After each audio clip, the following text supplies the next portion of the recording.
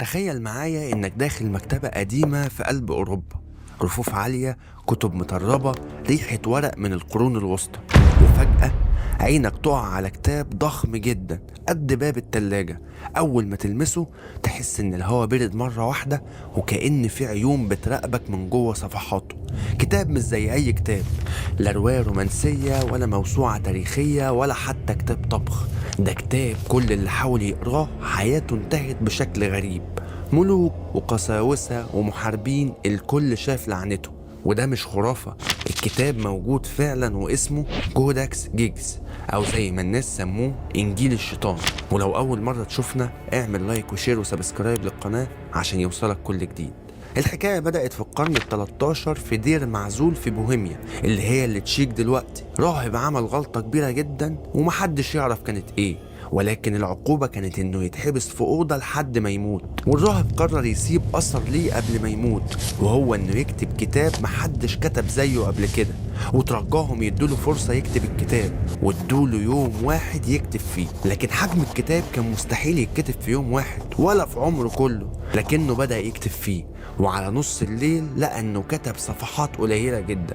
وهنا الأسطورة بتقول إنه عمل صفقة مع الشيطان تخليه يقدر يكتب الكتاب في ليلة واحدة، ورسم في الكتاب رسمة للشيطان على صفحة كبيرة كأنه اعتراف بالاتفاق اللي بينهم. والراهب اللي بتتنسب ليه الحكاية دي اسمه هيرمانوس هيريميتيا، لكن مفيش حاجة بتأكد إن هو نفس الراهب اللي كتب الكتاب. والدليل الوحيد كان عبارة عن ملاحظة قديمة مكتوب فيها اسمه لقوها مع الكتاب. والكتاب ده جواه حاجات كتير زي أجزاء من الإنجيل ونصوص يهودية قديمة ووصفات علاجية غريبة وتعاويذ سحرية وتقويم فلكي، وطبعا رسمة كبيرة للشيطان واخدة صفحة كاملة. يعني الكتاب عبارة عن خليط من دين وعلوم وسحر ورعب. والكتاب ده سبب مصايب وخراب لناس كتير.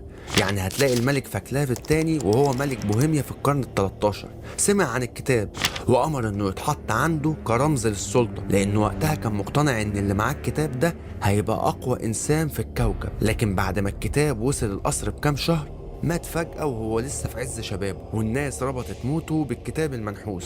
وفي القرن ال16 الامبراطور رودولف الثاني كان مهووس بالسحر والتنجيم والخرافات، ولما سمع عن الكتاب دفع ذهب كتير عشان يوصل له، وبقى يقضي ليالي يقلب فيه يدور على اسرار ويتعلم تعاويذ. بس النتيجة ان حياته كلها اتدمرت، واتجنن وعزلوه من منصبه، ومات وحيد في قصره وحواليه مجموعة من كتب السحر، وطبعا انجيل الشيطان كان من ضمنهم. وفي القرن ال17 كان في الحريق العظيم في ستوكهولم. في حرب ال30 عام الجيش السويدي سرق الكتاب من براغ ورجع بيه ستوكهولم، وبعد كام سنة حصل حريق كبير في القصر الملكي، والكتاب اتشال بسرعة من وسط النار، لكن القصر نفسه ولع كله. والناس قالت ان الكتاب منحوس واي مكان بيدخل فيه بيولع. ده غير ان فيه كذا قصة عن قساوسة حاولوا يقروه عشان يفكوا اسراره، وفي واحد منهم اتقال انه قعد يقرا في الكتاب ليل نهار لحد ما لقى نفسه مرعوب من الرسمة الضخمة للشيطان في نص الكتاب. بعدها بأيام جاله مرض غريب ومات. وقسيس تاني كتب في يومياته إن بيحس إن الكتاب بيشده عشان يفتحه طول الوقت، وبعدها لقوه واقع من فوق برج الكنيسة. وطبعا بعد كل القصص اللي حوالين الكتاب ده كتير من العلماء قرروا يدرسوه، واكتشفوا حاجات كتير عن الكتاب زي إنه مكتوب بخط واحد متطابق، واتعمل من جلد 160 حيوان، وإن في صفحات اتشالت أو اتشطب عليها. يعني من ناحية علمية ممكن يكون راهب فعلا كتبه في سنين طويلة، لكن من ناحية الناس والأساطير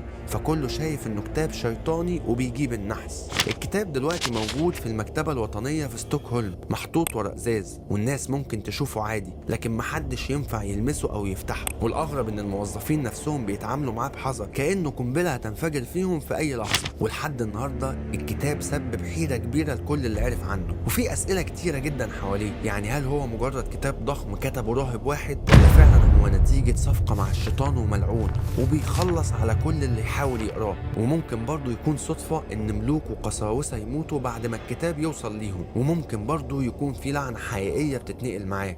لكن الأكيد إن الكتاب قدر يعيش 8 قرون ولسه لحد النهاردة بيخوف أي حد يقف قصاده. أتمنى تكون الحلقة عجبتكم، وما تنسوش تعملوا لايك وشير وسبسكرايب للقناة عشان يوصلكم كل جديد.